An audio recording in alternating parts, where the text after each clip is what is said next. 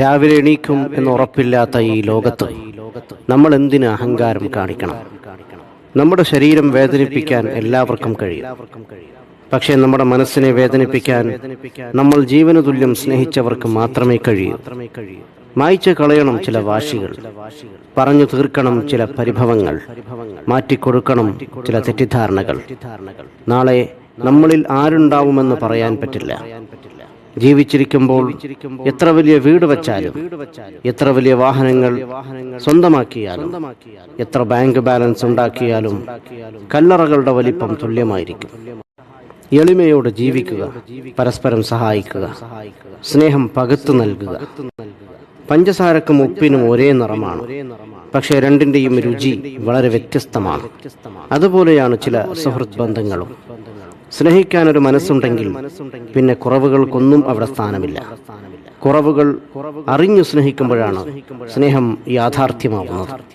കൂര ചെറുതാണെങ്കിലും അതിനുള്ളിൽ സമാധാനമുണ്ടെങ്കിൽ അത് കൊട്ടാരത്തെക്കാൾ വലുതാണ്. നമ്മളെക്കാൾ ഉയരത്തിലുള്ളവരെ നോക്കുമ്പോൾ നമുക്ക് വിഷമവും ദുഃഖവും തോന്നാം. നമ്മളെക്കാൾ താഴെയുള്ളവരെ ഒന്ന് നോക്കൂ, അപ്പോൾ മനസ്സിലാകും നാം എത്ര ഉയരത്തിലാണെന്ന്.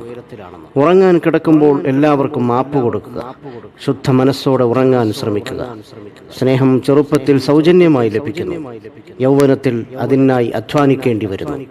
വാർദ്ധക്യത്തിൽ അതിനായി യാചിക്കേണ്ടി വരുന്നു. ചിലർ നിങ്ങളുടെ മുന്നിലെത്തുന്നത് ഒരു അനുഗ്രഹമായിരിക്കും. ചിരിക്കുന്ന മുഖങ്ങൾ സൂചിപ്പിക്കുന്നത് അവർക്ക് ദുഃഖമില്ലെന്നല്ല, മറിച്ച് അത് കാണിക്കാതിരിക്കാനും കൈകാര്യം ചെയ്യാനും അവർ പഠിച്ചിരിക്കുന്നു എന്നതാണ്. സ്വന്തമെന്ന് തോന്നുന്നവരോട് എന്തും നമ്മൾക്ക് സംസാരിക്കാൻ കഴിയും. എന്നാൽ വായിൽ നിന്നും പ്രതീക്ഷിക്കാതെ കേൾക്കുന്ന വാക്കുകൾ മനസ്സിൽ വല്ലാതെ മുറിവേൽപ്പിക്കും. ജീവിക്കാനുള്ള ഒരു അവസരവും പാഴാക്കരുത്. കാരണം ജീവിതം തന്നെ ഒരു അവസരമാണ്.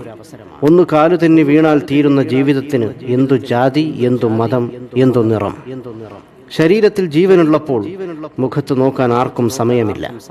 എന്നാൽ മരണപ്പെട്ടാൽ ആ മുഖം കാണാൻ തിരക്ക് കൂട്ടുന്നു. ഓർക്കുക, ജീവൻ പിരിഞ്ഞിട്ട് മുഖത്ത് നോക്കുന്നതിനേക്കാൾ നല്ലത് ജീവിച്ചിരിക്കുമ്പോൾ നിറമനസ്സോടെ മറ്റുള്ളവരുടെ മുഖത്ത് നോക്കി പുഞ്ചിരിക്കുന്നതാണ്.